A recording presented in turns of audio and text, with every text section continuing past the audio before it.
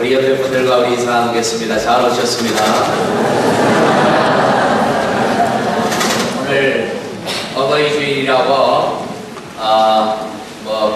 모조품이지만 꽃을 하나씩 달았습니다. 생활을 하려고 하니까 너무 비싸고, 어떤 분들은 이렇게 형식적으로 꽃을 달아야 하나 이렇게 생각하는 분들이 있어요. 그래서 저도 꽃 베린다고 안 가시는 분들도 있는데, 여러분 다른 게 많습니다. 왜? 이게 또 하나의 교육적인, 교회가 가르쳐야 할 말씀이고 진리이기 때문에 교육적인 차원에서, 우리 아까 이렇게 애도 없는데도 달고 있더라 아닙니까? 결혼했다고 애도 없는데도 그래서 목사님 이거 달기가 그런데 뗄까요? 그러기에 제가 달으라고 그랬어요. 달고 있으라고. 우리 교회는 세상이 그러잖아요. 기독교 복음이 전해질 때 교회가 제사를 지내지 않고 돌아가신 부모님에 대한 공경을 하지 않는다고 불효 종교다, 부모를 모르는 종교다 그러는데, 그렇지가 않다는 걸 이런 때는 가르쳐줘야 돼요. 그래서 달아야 돼요. 꼭 달아야 돼요. 지금 달고 있지 않은 분들은 빨리 꺼내서 가십시오. 그래서 나중에 다신 분들이 미안하지 않도록 그렇게 꼭 다시길 바랍니다. 옆에 아마 우리 어르신들이 계실 줄 알아요. 자기보다 조금이라도 연배가 높으면 우리 손을 뻗어서 우리 축복 합시다. 감사해요. 같이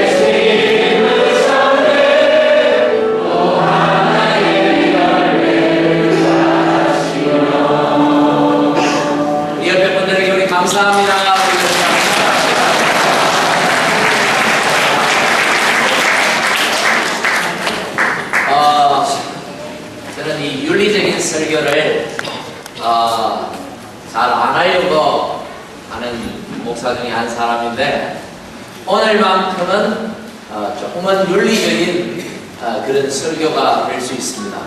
날이만큼 우리 부모님을 생각하면서, 또 우리 부모님을 주신 우리 하나님을 생각하면서 우리 말씀을 듣고 정말 하나님의 말씀 앞에 우리 자신을 돌아보는 은혜의 시간이 되기를 간절히 바랍니다. 할렐루야. 하나님이 자신이 얼마나 거룩하신가를 우리에게 보여주시기 위하여 우리에게 주신 것이 있는데, 그것이 율법이라는 것입니다. 그래서 우리가 율법을 볼 때마다 하나님의 거룩하심, 우리 인간하고는 너무나도 다른 우리 하나님을 발견해야 합니다. 동시에 하나님 앞에서 우리 사람이라는 존재가 얼마나 죄악되고 거짓되고 정말 우리가 얼마나 죄인인가를 보여주시기 위하여 또 주신 것이 하나 있는데, 그것 또한 율법이라는 것입니다. 그래서 우리가 율법의 말씀들을 볼 때마다 우리가 예수 그리스도의 십자가의 그 은혜 없이는 거룩하신 우리 하나님 앞에 한 발짝도 다가갈 수 없는 죄인이구나 하는 사실을 우리가 깨달아야 하는 것입니다. 그래서 종교개혁자 루터는 이 율법이 바로 그리스도에게로, 우리 은혜의 주님에게로 이끄는 몽학선생이다, 이렇게 말했습니다. 몽학선생은 한국에 보면 그 놀이방에 아이들을 태워서 데리고 가는 그 봉고버스, 봉고차, 그 가이드 있잖아요, 선생님. 아이들 아파트 앞에서 아이들에게 손을 모으게 하고 엄마에게 인사하게 하는 그 선생님을 몽학선생이라고 해요. 학문을 알지 못하는, 깨닫지 못하는 그런 아이들을 가르치는 선생이다, 이런 거죠. 우리가 율법으로는 절대로 구원받을 수가 없습니다. 한 사람도 그 율법의 말씀을 온전히 지킬 수 있는 완전한 사람은 아무도 없습니다.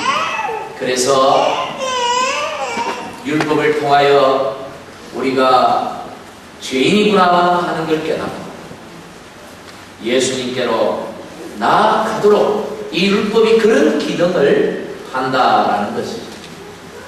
이 율법의 대표적인 계명이 바로 십계명입니다. 이 십계명은 우리가 알듯이 두 부분으로 나누어져 있는데, 첫 번째에서 네 번째 계명은 하나님께 대하여 우리가 하나님을 어떻게 섬겨야 하는가를 가르쳐주고 있습니다. 두 번째 부분인 다섯 번째 계명부터 열 번째 계명까지는 사람에 대하여 우리가 하나님의 자녀로서, 하나님의 백성으로서 사람들을 어떻게 대하고 섬겨야 하는가를 가르쳐주고 있는 것입니다. 그런데 이 사람에 대한 6가지의 계명 중에 가장 첫 번째 계명이 바로 오늘 출애굽기 20장 12절 말씀인 이 계명인 것입니다. 내 부모를 공경하라. 그래서 성경은 약속 있는 첫 번째 계명이 바로 이 계명이다, 이렇게 말하고 있습니다. 10가지 계명 중에 축복을 조건으로 달고 있는 계명은 이 한 계명밖에 없다는 사실을 여러분 아십니까? 다른 계명에는 축복의 약속이 없어요. 당연히 지켜야 되는 것이고, 지킨다고 해서 복의 약속이 없어요. 그런데 이 계명은 당연히 지켜야 하는 것이지만, 당연히 지킴에도 불구하고 내 생명이 길리라, 축복을 약속하고 있기에 어떤 계명보다도 중요한 계명이다 하는 것을 우리가 느끼게 되는 것입니다. 여러분, 성경에는 부모 공경에 대해서 자주 언급하고 있지는 않습니다만 한 번씩 언급할 때마다 얼마나 이 계명에 대해서 엄하게 다루고 있는지 우리는 발견하게 됩니다. 한번 성경 말씀을 볼까요? 출애굽기 21장 17절 말씀 뭐라고 말합니까? 같이 읽습니다. 시작. 자기의 아버지나 어머니를 반드시 어떻게 하라고요? 죽여라. 너무 심하다 싶을 정도로 그렇게 말합니다. 또 신명기 21장 18절부터 21절은 뭐라고 말합니까? 우리 같이 한번 읽어보겠습니다. 시작. 사람에게 말하라고 내가 하늘에 있어 내 아버지의 말이나 내 어머니의 말을 순종하지 아니하고 부모가 징계하여도 순종하지 아니하거든 그의 부모가 그를 끌고 승문이 일어나 그 성장로들에게 나아가서 그 성장로들에게 말하기를 이 자식은 완악하고 배역하여 우리 말을 듣지 아니하고 방탕하며 술에 잠긴 자라며 그 성의 모든 사람들이 그를 홀로 쳐 죽일지니라. 죽이래. 하나님의 말씀입니다. 자식 말 안 듣거든 죽이지. 참 너무 엄하게 다루고 있어요. 솔직히 이런 부모가 어디에 있겠습니까? 많은. 성경은 굉장히 엄하게 다루고 있다는 거예요. 그런데 여러분, 이 부모에게 불순종하고 부모를 저주하는 이런 방탕한 자식에게 가하는 그런 벌을 중벌로 나오고 있는데, 이 벌이 하나님을 저주하고 하나님의 이름을 모독하는 자에게 가하는 그런 벌과 내용이 똑같다는 사실을 여러분 아십니까? 24장 15절부터 16절 우리 같이 한번 읽어보겠습니다. 시작. 너는 이스라엘 자손에게 말하여라. 누구든지 그의 하나님을 저주하는 그를 망당할 것이고 여호와의 이름을 모독하면 그를 반드시 죽이니 온 회중이 돌로 그를 칠 것이라. 부모에게 불순종하고 부모에게 저주하고 부모에게 방탕한 자식이 받을 벌이 하나님을 저주하고 하나님의 이름을 모독하는 자가 받을 벌하고 똑같다는 사실. 여러분, 어떻게 부모가 하나님의 자리까지 올라갈 수 있겠습니까? 아무리 부모가 대단하다고, 세상에 우리 부모가 아무리 존경스럽다 하더라도 어떻게 하나님의 자리에까지 올려놓을 수가 있겠습니까? 그런데 실수 많고 때때로 많이 부족한 부모임에도 불구하고, 인간의 부모임에도 불구하고 하나님은 그 자리를 하나님의 자리까지 올려놓으셨다. 하나님의 자리까지 올려놓으셨다. 부모의 그 권위를 하나님의 등 밑에까지 올려놓으셨다는 거예요. 어디에? 성경에. 누가? 하나님입니다. 그래서 하나님께서 그런 부모를 공경하라 이렇게 말했습니다. 여러분, 이제 이쯤 얘기하면 어떤 분들은 마음에 아마 이런 생각들을 할 거예요. 부모도 부모 나름이지. 어떤 부모는 진짜 부모 같지 않은 부모도 있지 않느냐. 가끔씩 인터넷 기사에 보면 세상에 친딸을 성폭행하는 아버지가 있다더라. 말도 안 되는 얘기예요. 부모 같지 않은 게 아니라 인간 같지 않은 그런 부모도 있어요. 그럼 어떻게 합니까? 이런 사람도 공경해야 합니까? 성경에는 어떤 단수도 붙어 있지가 않습니다. 하나님이 공경의 대상을 존경받을 만한 부모, 정말 훌륭한 부모, 아니면 평균 이상의 부모, 이런 단수를 달고 있지 않는 것입니다. 단지 뭐라고요? 부모. 왜 이렇게 표현했을까? 하나님도 세상의 부모가 다 그렇게 존경스러운 부모가 아니라는 걸 하나님이 아시기 때문이 아닐까, 그렇게 생각이 되었습니다. 우리의 부모가 존경스럽지 않을 수 있습니다. 우리의 부모가 세상 많은 사람들에게는 와, 대단한 분이다 라고 인정은 받지만 정작 가정에서 자녀들에게는 존경받지 못하는 부모들이 많아요.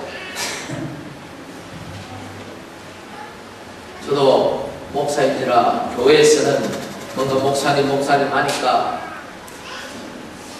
집에서도 그렇게 인정을 받아야 되는데 그렇지 못할 때가 많아요. 그래서 가정의 날이 돌아오면 항상 피하고 싶습니다. 가정의 날에 세미나 가고 싶어요. 여러분, 그런데 성경을 읽어보면요, 성경에도 그런 부모들이 많이 나옵니다. 대표적인 게 창세기 9장에 보면 그 노아가 대홍수 이후에 포도 농사를 짓습니다. 농사가 너무 잘 되었습니다. 그래서 포도주를 만들고 기분이 좋아서 흥근히 취해서 술 투정을 합니다. 그리고는 그냥 하체를 다 드러내놓고 그냥 옷도 제대로 입지도 않고 물론 누워가지고 아주 수치를 보여요. 그때 둘째 아들 함이 그 모습을 보고 아버지를 형제들에게 비난합니다. 어떻게 아버지가 그럴 수 있냐?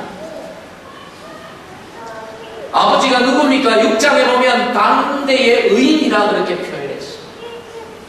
많은 사람들에게 의인이라고 존경받고 하나님에게까지 의인이라고 인정받고, 야, 훌륭한 사람이다, 다들 그렇게 생각하지만 같은 집에 사는 그 아들은 그렇게 생각 안 하는 거예요.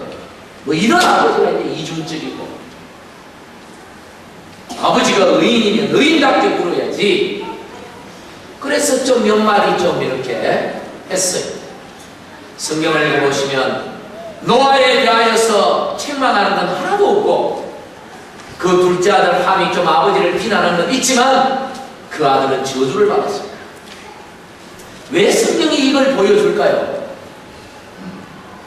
누가 잘못했다, 잘못을 보여주는 것이 아니라 세상의 부모는 다 그럴 수 있다는 것입니다. 세상에서 의인이다, 훌륭하다, 존경받을 수 있지만 정작 집안에서는 자식에게 존경받지 못할 수 있다는 거예요. 아브라함은 어떻습니까? 얼마나 믿음의 사람입니까? 하나님이 내가 지시하는 땅으로 가라 했을 때 본토 친척 아비집을 떠나서 그 위험한 가나안 땅까지 그렇게 하나님의 약속만 믿고 떠났던 믿음의 사람 아닙니까? 얼마나 훌륭합니까? 오늘도 믿는 사람들이 4000년이 지나도 그를 믿음의 조상이라고 부르는 그런 위대한 분인데 그의 삶을 보십시오. 그렇게 아름답지 못합니다. 정작 그 집에서는 아름답지 못해요. 다윗은 어떻습니까? 다윗이 지은 대표적인 죄가 자기의 충신이었던 장군 우리아의 아내를 빼앗은 겁니다. 세상에. 그리고 그것이 세상에 알려질까 싶어서 그 충신 장군 우리아를 전쟁터에 적군 깊숙이 들어가게 해서 죽여버렸습니다. 아무도 몰랐죠. 하나님만 아셨습니다. 세상 사람들은 다 그를 성군이라고 칭송했습니다. 존경했습니다. 세상에 자기 장수가, 자기 충신이, 자기 부하가 죽으니까 그 부하의 가족까지 책임지는 정말 대단한 왕이다라고 다 존경했습니다. 그러나 정작 그 집의 아들은 그렇게 보지 않았습니다. 정작 그 집의 아들은 아버지에 대한 불만이 가득했습니다. 결국 그 아들이 나중에 어떻게 합니까? 반역을 일으키잖아요. 압살롬이 반란을 일으키잖아요. 여러분, 바깥에서는 존경받고 사회에서는 칭송받고, 야, 정말 너가 아버지 같은 아버지 없다, 너가 부모 같은 부모 없다, 이런 소리 들어도 정작 집에서 자기 딸한테, 아들한테는 아닌 부모들 많아요. 저와 여러분이 비슷해요. 왜 성경이 이런 모습을 적나라하게 보여주고 있는가? 부모를 이해하라는 거예요. 부모를 단지 부모로 받아들여야지, 부모가 어떤 부모냐를 생각하지 말라는 것입니다. 하나님은 부모가 훌륭하기 때문에, 존경스럽기 때문에 정말 바깥에서나 집에서나 똑같은 모습으로 자기를 사랑해 주기 때문에 공경하라는 것이 아니라 단지 부모 이 두 글자 때문에 공경하는 것입니다. 이유가 없어요. 세상의 부모는 다 똑같기 때문에. 여러분, 아무리 못난 부모도요, 잘난 부모 못지않게 자식을 사랑합니다. 부모치고 표현이 달라서 그렇지, 또 형편이 달라서 그렇지, 부모는 자식을 향한 그 사랑은 누구나 다 똑같습니다.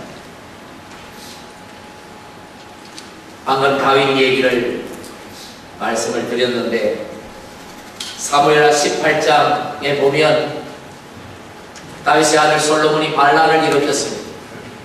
아버지 그 못난 모습을 보고 자랐습니다. 집안의 아들들 간에 자식들 간에 문제가 일어났을 때 아버지는 편애를 했습니다.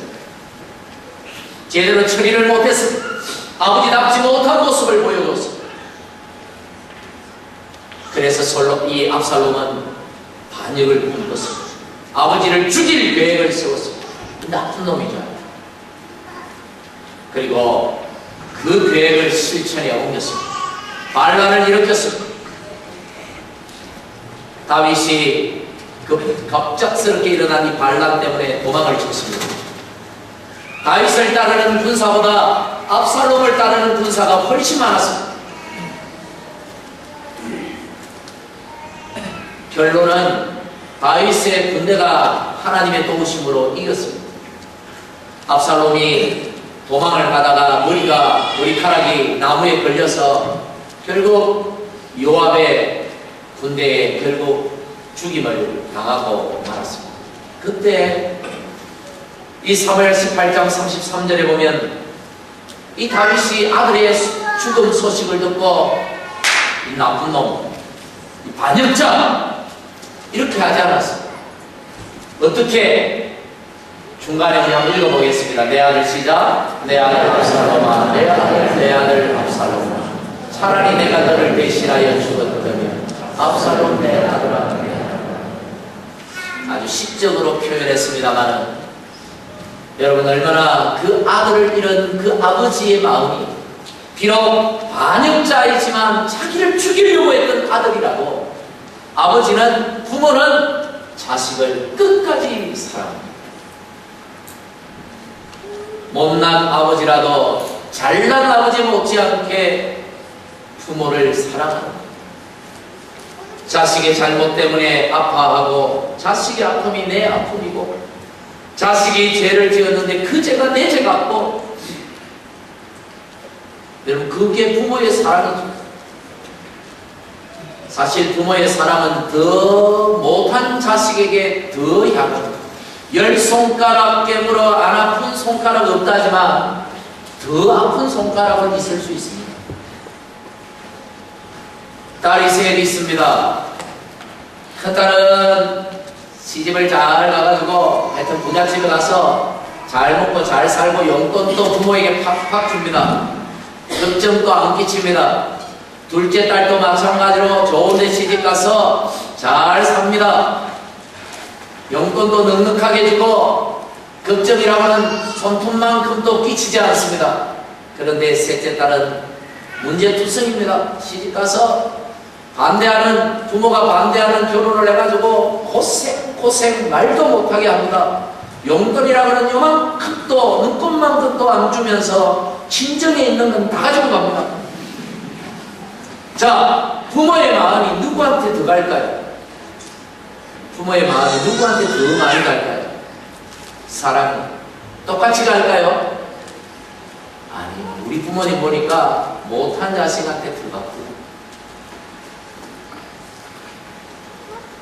그렇죠. 이게 부모의 마음이죠. 내가 부모한테 잘못했으니까, 내가 부모를 배신했으니까, 내가 부모에게 불순종했으니까, 부모가 그렇게도 말리는데 내 고집으로 내가 그렇게 했으니까 부모는 나를 지금 미워하고 있을 거지, 나를 저주하고 있을 거야. 천만의 말씀. 여러분 자식한테 그런 마음으로 대합니다. 부모는 더 깊은 애정으로 살아갑니다. 단지 표현이 다를 뿐이지.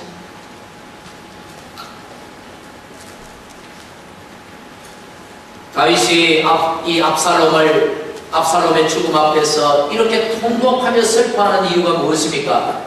단지 반역자이냐 아니냐가 중요한 게 아니라 자식이기 때문에. 하나님도 우리를 사랑하십니다. 여러분 믿으십니까? 여러분이 죄를 얼마만큼 많이 지었느냐, 여러분이 얼마만큼 순종하느냐 불순종하느냐를 보지 아니하시고 단지 여러분을 자녀이기 때문에 사랑하십니다. 똑같이 사랑하십니다. 그래서 우리는 주일이면 죄가 많아도 하나님 앞에 정말 배신하고 불순종의 삶을 살아서도 주일이면 어김없이 하나님께 나와 예배해야 합니다. 하나님은 변함없는 사랑으로 우리를 대하시기 때문에 부모가 자식을 향하는 사랑은 변함이 없어요. 자식이 애를 먹이고 그러면요 부모의 얼굴에 인상이 찌그러집니다. 그러나 얼굴은 찌그러져도 마음에 그 사랑은 변함이 없습니다. 얼굴만 보고 판단할 수가 없는 거예요.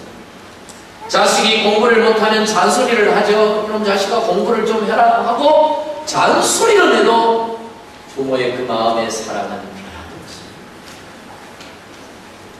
없습니다. 자식이 불순종하고 자식이 자식같이 아는 행동을 하고 해도 가슴 아파하고 얼굴에 인상은 찌그러지고 한숨은 나오고 혀를 차고 해도 그 마음의 사랑은 조금도 변함이 없어요.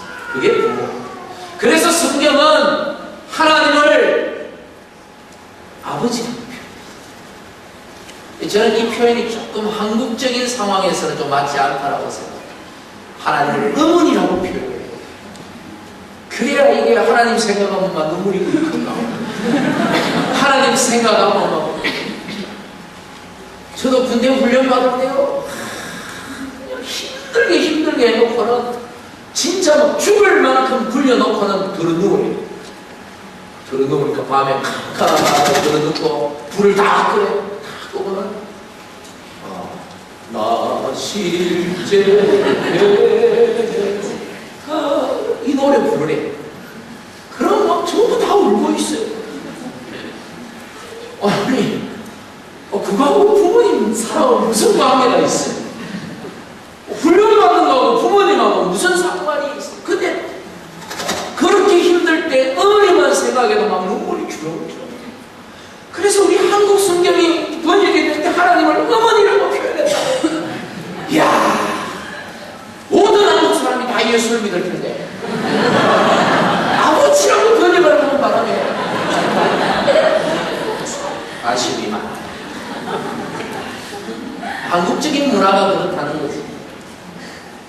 그러나 어머니들이 자식을 향한 애절한 뜨거운 사랑만큼이나 아버지도 자식을 사랑합니다.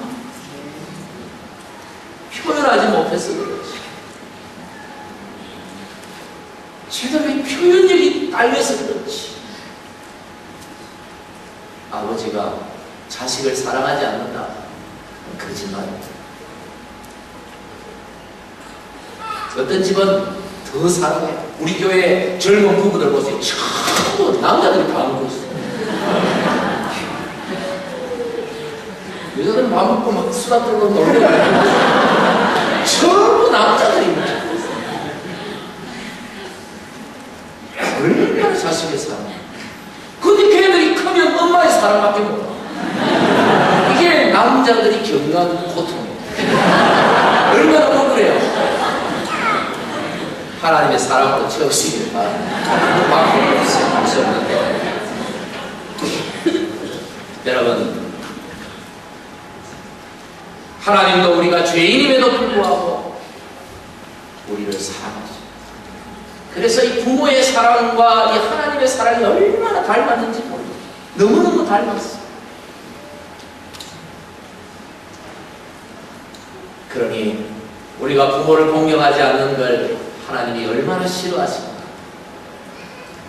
우리가 부모를 부모로 대하지 않는 것을 하나님이 얼마나 싫어하시는지를 성경은 이렇게 표현하고 있고요. 당연한 부모 공경이 당연한 일임에도 거기에 축복을 달아서 주신 이유가 바로 여기에 있는 것입니다. 엊그제 어버이날에 5월 8일 날 어떤 분이 저한테 카톡을 보냈습니다. 그런데 그 똑같은 내용을 어제 허스에 어느 목사님이 저한테 보냈어요. 읽어보라고. 왜냐하면 이 서울여대 사랑의 엽서 공모전 대상자라고 시를 하나 보냈어요. 어머니께 바치는 시. 제가 읽어드리겠습니다. 나에게 티끌 하나 주지 않은 그림들이 내게 손을 내밀 때면 불쌍하다고 생각했습니다. 그러나 나에게 전부를 준 어머니가 불쌍하다고 생각해 본 적은 없습니다. 나한테 밥 한 번 사준 친구들과 선배들은 고마웠습니다. 답례하고 싶어서 불러냅니다. 그러나 날 위해 밥을 짓고 밤늦게까지 기다리는 어머니께 감사하다고 생각해 본 적은 없습니다. 실제로 존재하지 않는 드라마 속 배우들 가정사이에 그들을 대신해 눈물을 흘렸습니다. 그러나 일상에 지치고 힘든 어머니를 위해 진심으로 눈물을 흘려본 적이 없습니다. 골방에 누워 아파하던 어머니 걱정은 제대로 한 번도 해본 적이 없습니다. 친구와 애인에게는 사소한 잘못 하나에도 미안하다고 사과하고 용서를 구했습니다. 그러나 어머니에게는 잘못은 셀 수도 없이 많아도 용서를 구하지 않았습니다. 죄송합니다, 나의 어머니. 여러분, 참 못된 사람이죠. 서울여대 옆에는 이게 딸인 것 같아요. 못된 딸. 진짜 못됐다. 저와 여러분은 그렇지 않습니까? 하나님이 우리에게 부모님을 주셨습니다. 이 선물이죠. 할렐루야. 세상의 모두가 나를 떠나도, 세상의 모두가 나를 버려도, 세상의 모든 사람이 나를 미워해도